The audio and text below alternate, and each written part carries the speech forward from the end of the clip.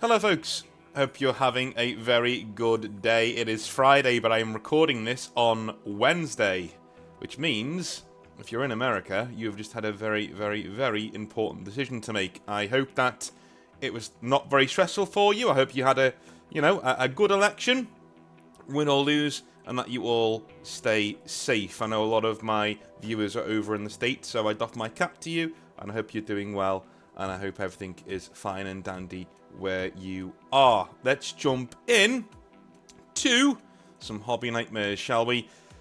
Because maybe you just need to calm down a bit. Maybe you need to just, soothe the old noggin a little bit on this Friday. Well, here we are. Here's some hobby nightmares, and a few of them today are about role-playing. And at least one of them is about Vampire the Masquerade. Is it something about that game? I think we all know what it is that makes it prime ground for hobby nightmares. I don't know. But as soon as we had one or two Vampire the Masquerade hobby nightmares, now all of a sudden, there are a lot coming out of the woodwork that I seem to be getting in, which is very, very funny, because Vampire the Masquerade is a very, very funny game for occasionally very, very funny people. And by the way, it's also one of my favourite role-playing games when done well. It just very rarely is, but we'll get into that now. Robbie says, "Howdy North. I decided to throw in my contribution to the recent trend of the Vampire the Masquerade horror stories." Yeah, there we go. "This was just the tabletop, not LARPing, so don't worry about making fun of any mentally ill cosplayers." Harsh, but okay. This started several years ago now, with several failed attempts to get into the Vampire the Masquerade game online. I would find games, talk with the others, the GM, sometimes even make a character, only for the group to implode during, after, or something even before Session 0 due to arguments over meta-plot nonsense. Me, having only ever played Bloodlines, the video game, knew nothing about any of that, nor did I care. It did not help when I found out most people were crying about the meta plot, did not actually know what the meta plot even was. This is only important to highlight how lucky I felt when about 2 years ago now, I finally got into a World of Darkness game. Okay, by meta plot, do you mean like the overarching story of the world? Or the campaigns going on? That's probably what you mean, right? A friend of a friend introduced us and the GM, who we will call the Great Mighty Chad. I wonder who the protagonist is of this story. Let me join a World of Darkness game he was running. I say World of Darkness instead of Vampire the Masquerade because this was something called cross-splat, which means it includes things from different World of Darkness game lines. In general, it sounded awesome, and the game really was great. For a while. So I'm guessing what he's doing is he's taking... So, World of Darkness has several different game mechanics and several different games in its entirety, and some different settings too. So you've got Werewolf, you've got, there's one about mages, there's one about, demons and things, and of course, Vampire the Masquerade. So if you combine all those together, you've got some sort of really weird soup, which is really cool, actually, now I think about it. Anyway, the party makeup is important for this. There was a demon, Elohim, I think, though I don't know what that means, a werewolf of some kind, and a technocracy wizard. Lastly, there was me and a mutual friend who got me into the game, and we were playing vampires. Mutual friend played a Setite from the Roaring Twenties who loved corrupting people and was as evil as an evil scumbag vampire can be. I love unapologetically evil characters. I mean, if they're unapologetically evil characters, you have to be very careful with, because if they're not written very well, they're basically Erebus in 40k, right? 40k fans, you know what I mean? Erebus doesn't have, I love to hate you heat. Erebus has go away heat. Like, the main thing about him is people don't like Erebus, not because they don't like him as a character, because they just don't want him there. Do you know what I mean? Like, that's not how people should feel about your main antagonist in any sort of story. There are people out there who like Erebus, but the vast majority of people I've come across genuinely wish he was written differently. They like his concept, they like what he does, they just think he's just cringe whenever he turns up, and they don't want him on screen. That's not good. It's very, very, very hard to do an evil character. Good evil, right? A really good, totally irredeemable evil character is the Emperor from Star Wars. I love him. I love him. He's just a silly old man who he gets off in his pantaloons about how evil he is. You gotta respect that. You gotta respect that. Like he just loves it. He's absolutely evil and he loves it. Fair enough. Fill your boots on. You know what I mean? I, however, was playing an Assamite. Assamite. Sorry. I, however, was playing an Assamite who fought as an RDT in World War One. Was a black shirt in... Ooh. Okay. Was a black shirt in the Mussolini's action leagues and came to regret his role throughout the 30s before finally being embraced in 1939. Okay, so he's a repentant. Okay, that's clever. Okay. He moved to the United States with his wife and kids where, as seemingly a final punishment, his eldest son was an interpreter who died during the 1943 invasion of Sicily, fighting the regime he himself had put in place. Dude. What a story. What a story. He spent most of the time as a history professor sheltering his living mortal family. Hilariously, he was a lot like a Giovanni, with him being a vampire being a family secret. Really, I'm just a fan of dark shadows. The party came together and decided, mostly by accident, that we were all in this local university. Werewolf, Demon, and Setite were students. Technocrat was a physics professor, and my Assamite was a history professor. Starting off, everything was great, and quickly got over the top and ridiculous, as I learned mage stuff often is. Cyborgs, New World Order, demonic minions, all kinds of weird stuff that we had to investigate and or fight. Problems began to show up after a few sessions, however, as Mage and Werewolf would constantly talk about things they could theoretically do and how goofy the World of Darkness setting really is. They were obsessed with the metaplot to a degree that the Games Master did not really care about. Namely, I remember Mage being a cloned space soldier who worked with something called Void Engineers to fight Lovecraftian horrors and got into Star Destroyer fights inside the Sol system which somehow nobody noticed. Yeah, you've lost me. You've lost me. I'm not going to blow smoke up your backside here. But take into consideration the really cool plot you did about Sicily and all that, and about how your son died over there. Like, that's incredible stuff. Really, really good. And now you've got this. You are taking the game seriously, but you're playing within its boundaries, and you're making a work of art in there, right? You really, really are working out some creative muscles in there, and it's great to see. And then you've got this guy who doesn't take it very seriously and just says, well, you know. And by the way, you don't have to take all role-playing games seriously. That's not what I'm saying. What I'm saying is, the GM, this is the GM's fault. This is the Dungeon Master's fault, the Game Master's fault. This is his fault, right? He should clearly set out what the game is and what the game is not. Because he's not done that, he's got several different people from several different backgrounds who want several different things from the same game, all pulling in different directions. If you try to make something for everybody, you make it for nobody. Stick to your guns, stick to your likes, and hammer it home. I'm writing a role-playing game myself at the moment, a fantasy one. And I could have made it a D&D normal fantasy, we can have anything in there, but I didn't do that. It's a dark fantasy, it's medieval fantasy, it's really, really, really backwards and dark. I'm talking Dark Souls levels, right? And that's what I stuck to. And if you don't like that, go and play something else. It's fine. You know?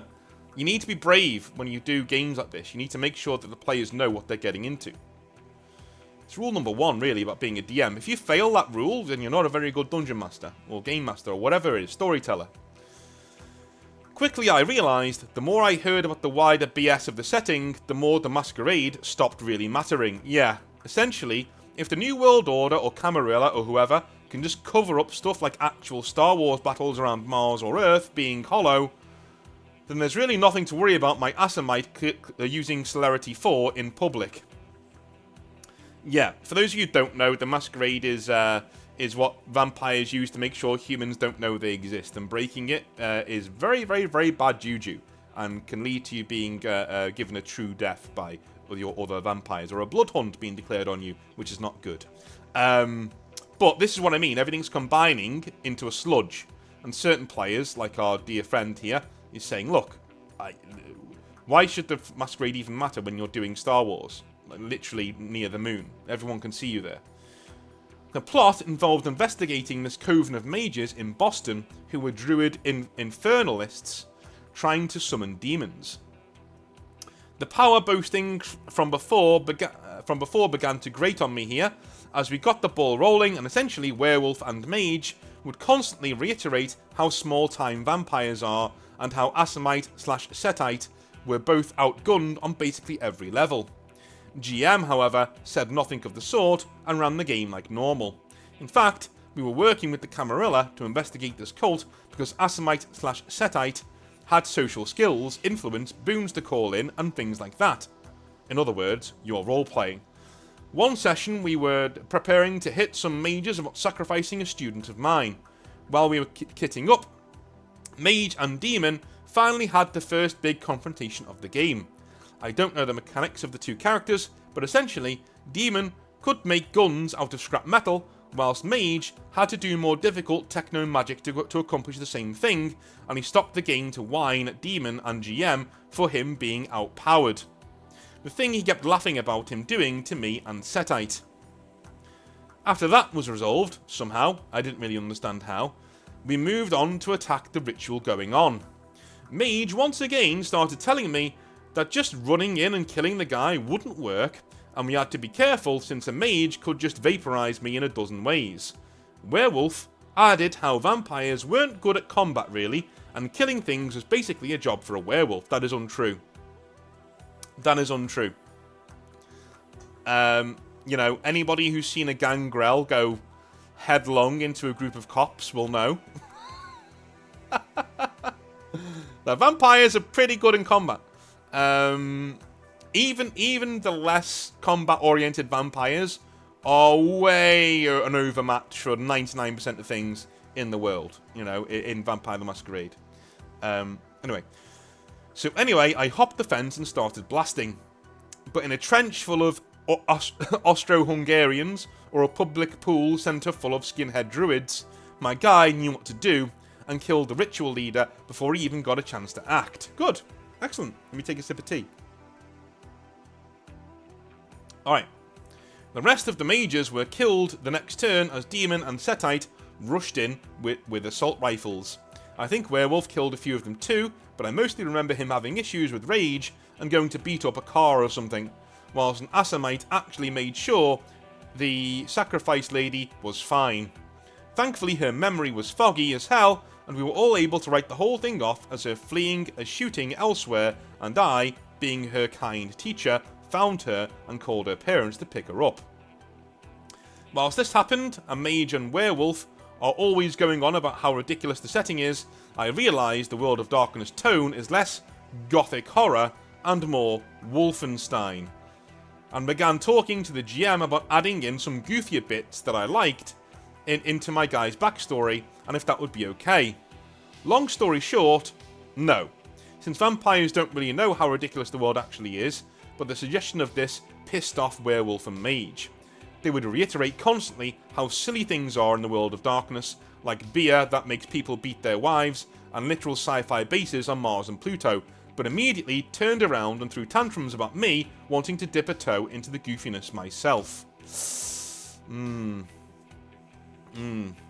They were accusing me of not taking the game seriously, trying to ruin it and not respecting the law, and the GM had to step in and try to figure out just what in the hell was going on.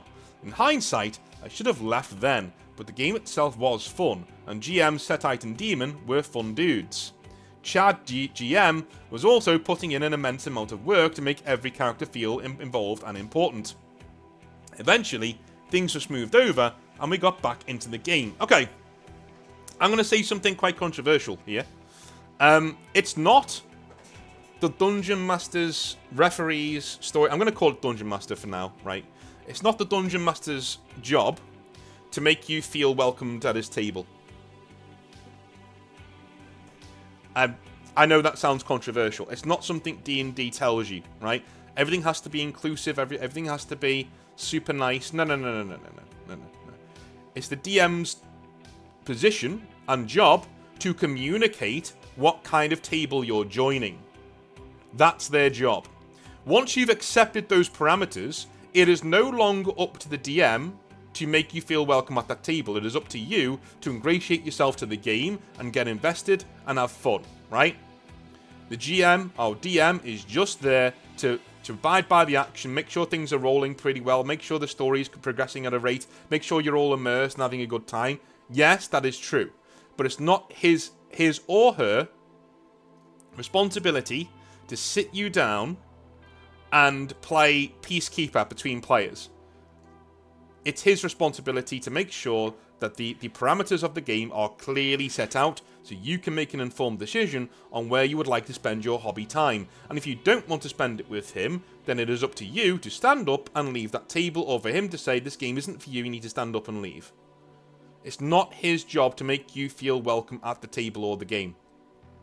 Alright? Because this is what happens. You become a parent. You become some sort of weird hobby parent to the people at the table. That's not healthy or good. Right? Anyway. As for now, Chad GM involved my Assamite. He made his mortal family a major element in the plot. I had great-grandchildren in various businesses and a hospital that would be important later. Also important was a human named Heather, a bog-standard mortal student of mine who survived an encounter with the supernatural and became obsessed with vampires. She pretended to be in pain to lure my Assamite into the bathroom away from cameras, then jumped in with a baseball bat. A small 18-year-old college freshman girl, as you can imagine, was not a big deal to an 8th-generation Assamite. She did, however, impress him with the audacity. After a long role-playing scene, I basically convinced her that I was one of the good guys, killing other monsters for their sins and hurting humanity. And before you say anything about vampire good guys, Assamite explicitly hunt monsters and other vampires because they ideologically believe they are evil and a threat to humanity. Yes, they do. I'm not sure whether they're a new thing. Alright? But even... Okay. Here's where you've misunderstood my interpretation of vampire, right? You can have... Absolutely. Your motivations as being a vampire can be good.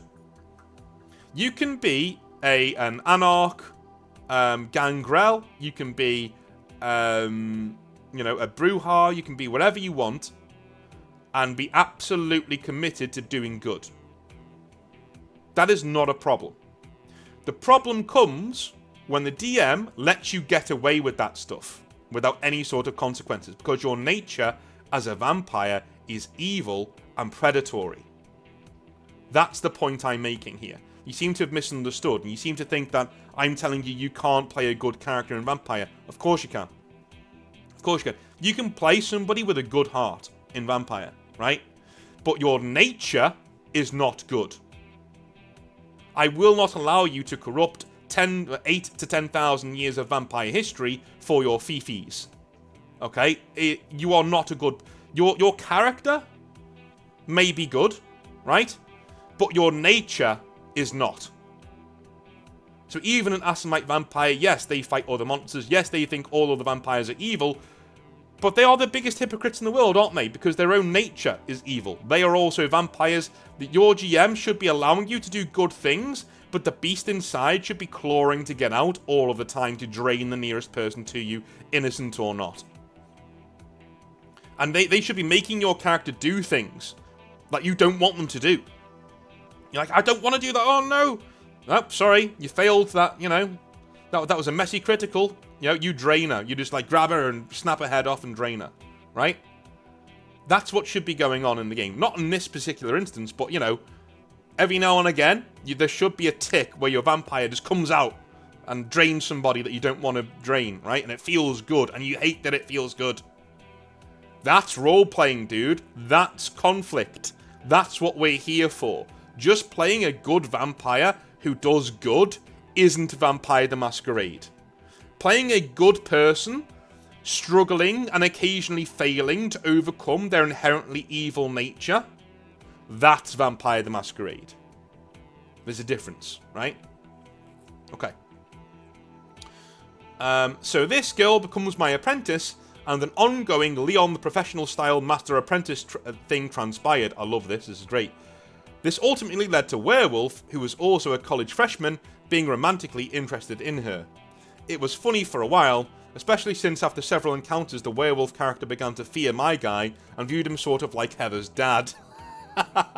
Due to having raised daughters, granddaughters and great-granddaughters, and knowing about Heather's abusive home, he did also become more of a surrogate father than her step-parents.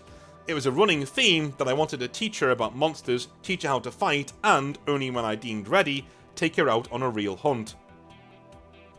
Werewolf went and threw a wrench in that plan. Dude, I'm getting really invested in this, I don't know about you. He asked GM for side sessions where he basically did side quests by himself to bind demons and meet with his tribe, things like that. At one point, he took Heather out on a date and nearly got her killed whilst fighting supernatural gators. The fact that something I put points into was almost lost because of something like that happened without my knowledge somewhat rustled my jimmies. Yes, but it is very realistic. 2 teenagers running off to do something silly, that's really realistic. I like this. This is good. And you're responding in the correct way, by the way. Yeah, you're going, what? You know, right? Yeah, you're a dad, right? This is great. But it strikes me that you didn't know this at the time. You know, you were feeling this way. This is good role-playing, dude. Sometimes you don't even realise it's happening, you know what I mean? Because you're too in the moment. GM said she wasn't really going to die because he agreed it would be scummy for her to die off and my investment to be lost through no input of my own. But it was still annoying to have that planned first hunt arc spoiled by her getting taken off to fight something else without my Assamite or my awareness. Again, dude, roll with the punches. Good role-playing is good role-playing. This is great. This is art imitating life. This is phenomenal. At some point, Werewolf and Mage were insisting that only werewolves and mages are useful and good at things. So Setite just got tired and asked, "Why are we here?"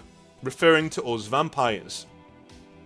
He laid out how the pair were constantly power boasting on us and making us sound obsolete.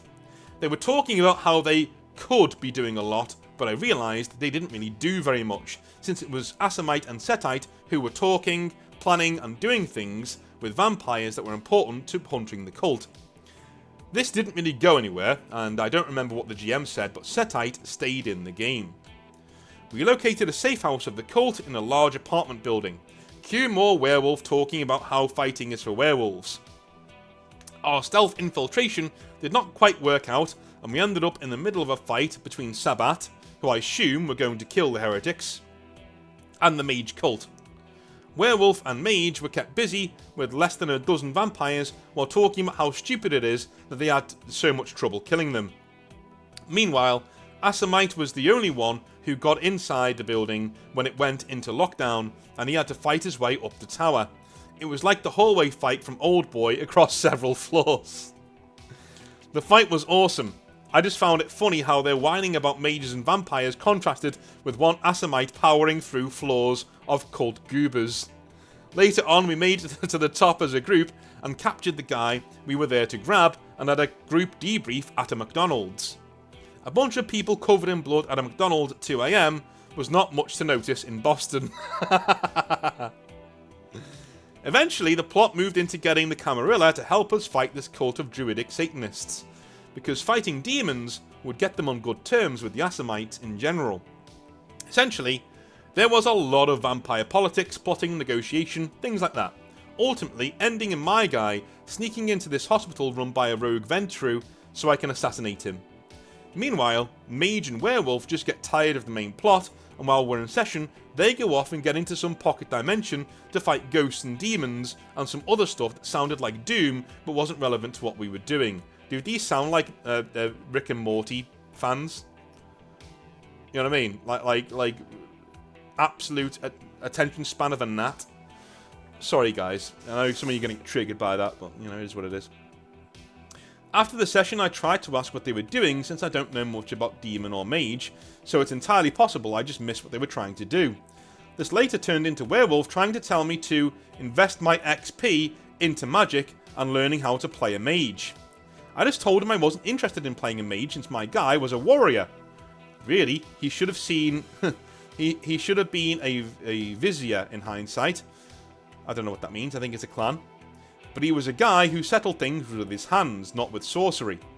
This quickly twisted him into outright telling me I'm going to be useless and outpowered by everything in the game. I remind you, nothing of the sort has happened in the game, and the GM was fine with me playing a stealth assassin type. Then Werewolf and Mage began whining at me again, saying I was intentionally sabotaging the game by not playing correctly and not playing a useful character with magic. I told them I didn't care, the GM had no problem with what I was doing or playing, and then Werewolf switched tracks to try and say he's trying to help me out, and I'm willfully ignoring him. I just got tired of their tantrum and told them to enjoy their Dragon Ball Z game without me.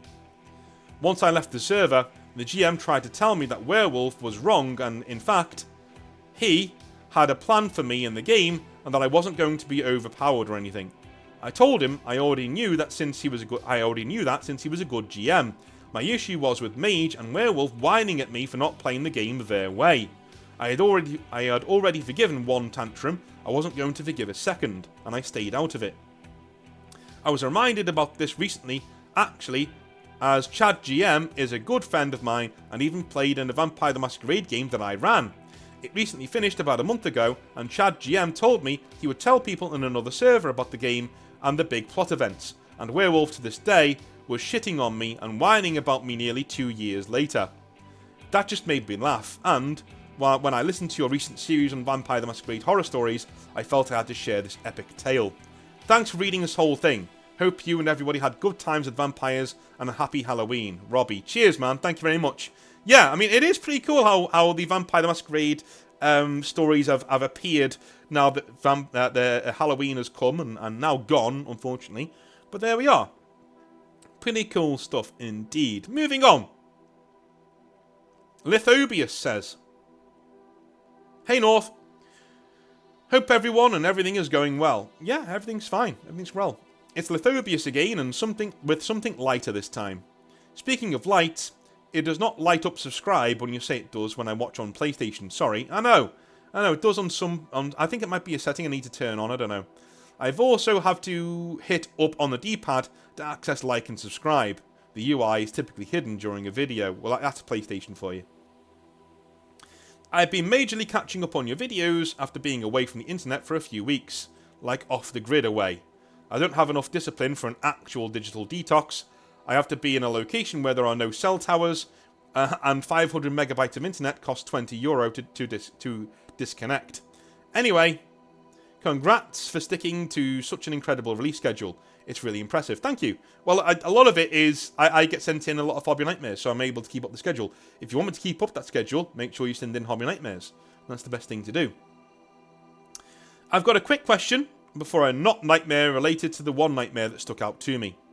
First, I am at the writing stage of my graduate degree. No more classes or exams, just finishing writing my thesis. I'm planning on doing off-topic warm-up writing on my writing days, so I might end up with a few Hobby Nightmares from that. Recently, I have caught up with the stories that Sarah sent in, and it sounded like many of them were sent in one email that was well organised. So, in the case of someone submitting several stories, would you generally prefer one email with an organised collection of stories, or multiple emails with 1 or 2 stories each? Generally, I don't mind. Send them in one email. That'd be cool, because then it's like going back to the same trove. I quite like that, you know, and I'm able to really build up not a rapport, but like a, you know, back and forth with that person. So one email is good. But you can do it however you want, as long as the nightmare's well written. And I don't mean well written as in, you know, it's a good story, whatever. Well, that too. But it's mainly on, you know, is it coherent? Is it fun to read? That sort of thing. Anyway, on to the not-so-nightmare.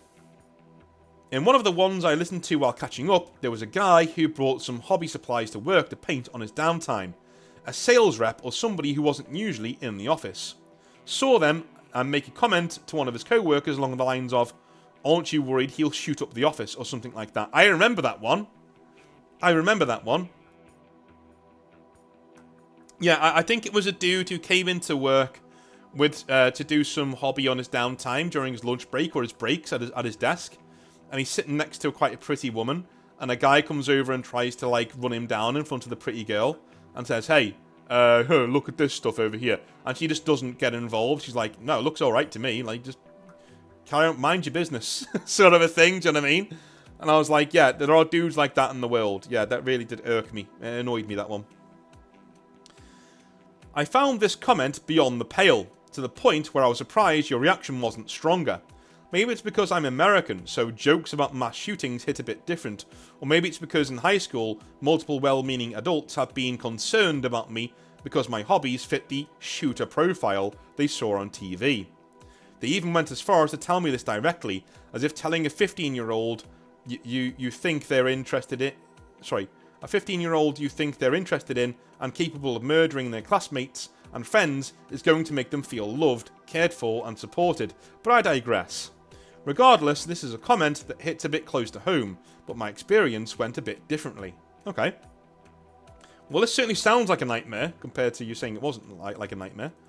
My grad program in research is research-based, so it's also my job, and I have a desk in a shared office on campus.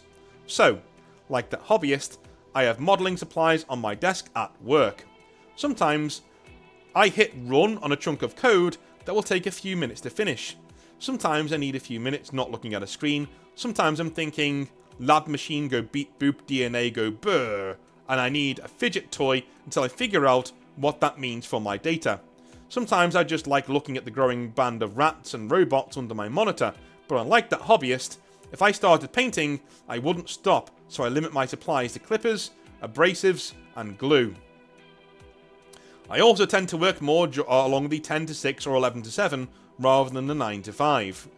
Dude, you're... This is me in a female body. Like, this is just me. This is what I do. Sometimes staying even later if I have a deadline coming up. This means every day I get a few hours where I'm basically alone on my floor and start to overlap with the night janitors. I try to make it a point to be nice to maintenance people, building operators, and janitors. I say hi and thank you when they take out the trash and clean the hallway floors while everybody is asleep. These are the people that really run the place and know where the bodies are buried, after all. I tend to get to know some of them pretty well over time too. The night janitors are assigned by floors, and in the past year, my lab switched floors due to construction, so I've started chatting with a different janitor. We'll call him Leo. We had some fun conversations, but then construction shuffled all the janitors. Occasionally, he still stops by so we can procrastinate together and shoot the shit about important, random/nerdy things like movies, the inevitable robot takeover, old school video games, 90s computers, his grandson, or he'll ask me miscellaneous science questions and show me incredible photos he took with his phone attached to a telescope. I haven't seen him for a while, and in that time I'd brought my building stuff and I'd been assembling a box of plague rats and some other skeeving I got from Facebook Marketplace. Toy soldiers aren't the strangest thing on my desk by far, but they were new, so he noticed them right when he walked in and asked me what they were. I knew by now, even though he also had many nerdy tendencies, Leo didn't play any of these sorts of games and had no frame of reference. What would he think? Would I bore him just by saying Warhammer? Wait, does he already know about Warhammer from his video game friends and have an opinion on the hobby? I simplified the explanation saying, yeah, they're rat people miniatures. I bought them in to put together whilst I wait for my code to run, that kind of thing. Already knowing how much of an uber nerd I am, he asked, are they for a game? Following up with my eyes with, how do you even play with them? Okay, so, that's the kind of question that comes dangerously close to triggering piles and piles of inescapable word vomit, as I get way too excited. Most of the time people just know I play games in general, but never ask for the specifics.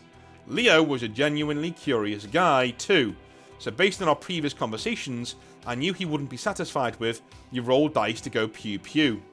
There isn't really a good cultural touchstone for something like miniatures wargames, so concisely balancing simplicity with the interesting, flavourful detail can be tricky. I agree. I've had this conversation many times, and it is difficult. So I grabbed a few rats and showed him the basic idea of one-page rules fantasy skirmish, paraphrased with, and I quote, "We each have a bunch of toy soldiers to fight with, and we try to claim objectives like a treasure chest or a statue by getting close and killing any enemy that's close before we run out of turns. They'd fight by rolling dice, and each type of model has different abilities that can give it an edge. Like these plague rats can poison their opponents, but you have any kind of army like knights or zombies, not just rats in the game, so it's all cool," unquote.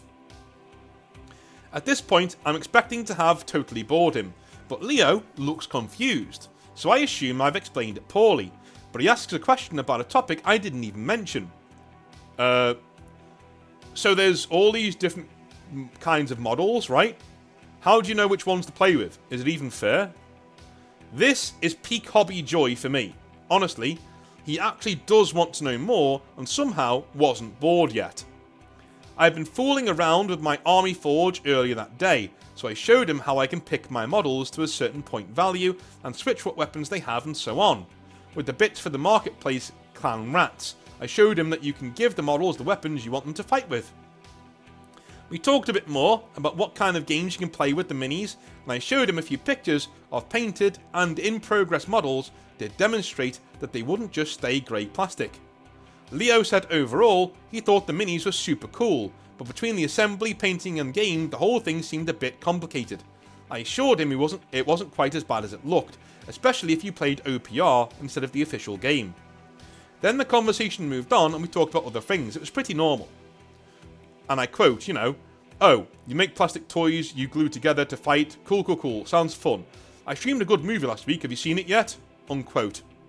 I don't think Leo's going to go and buy a box of toy soldiers anytime soon, but you don't have to find another hobbyist for acceptance, and even a little friendly curiosity.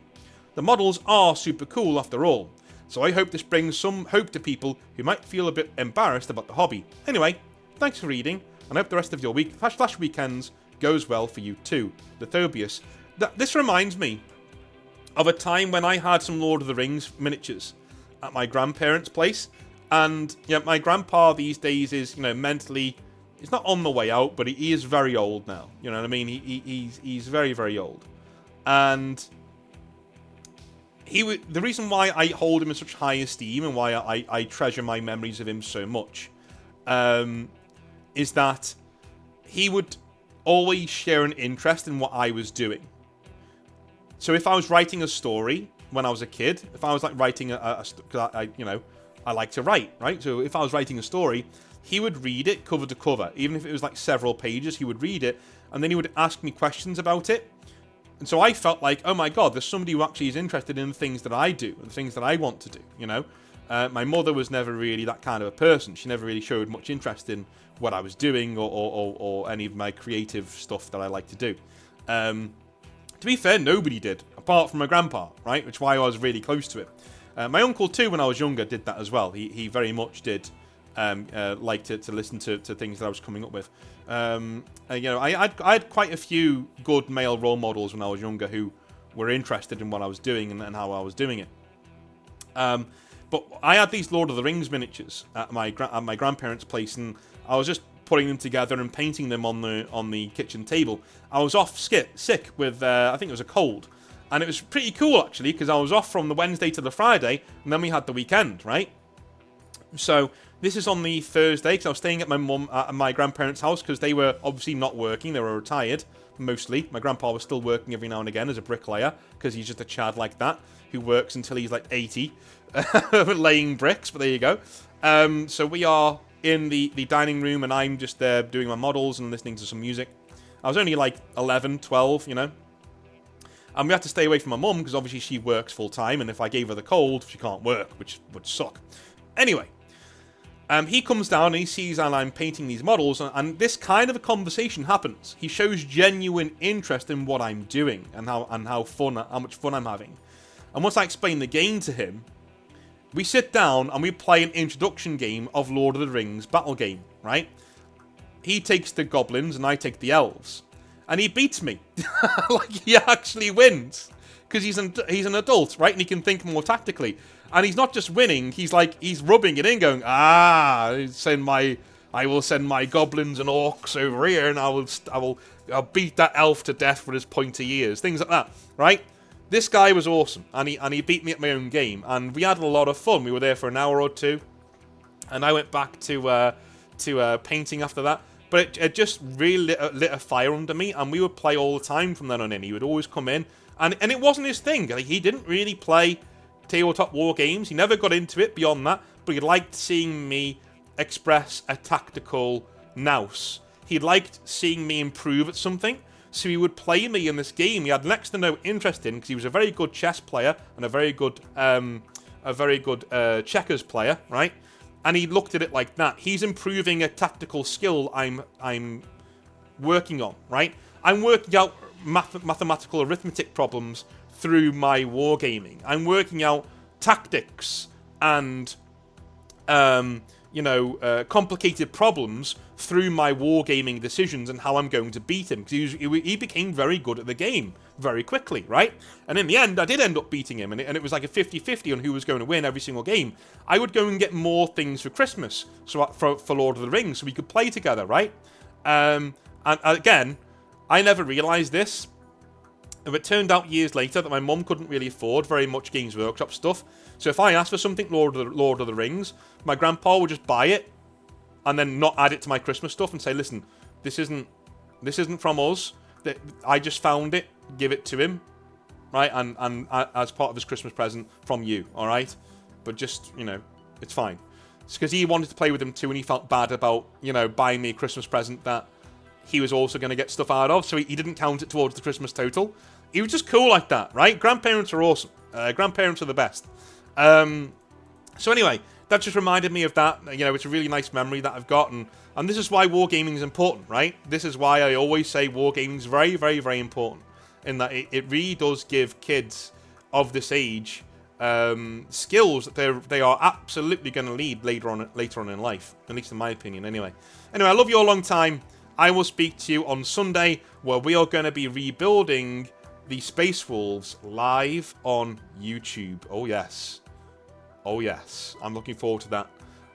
Love you all. Be safe, alright? See you soon. Bye now.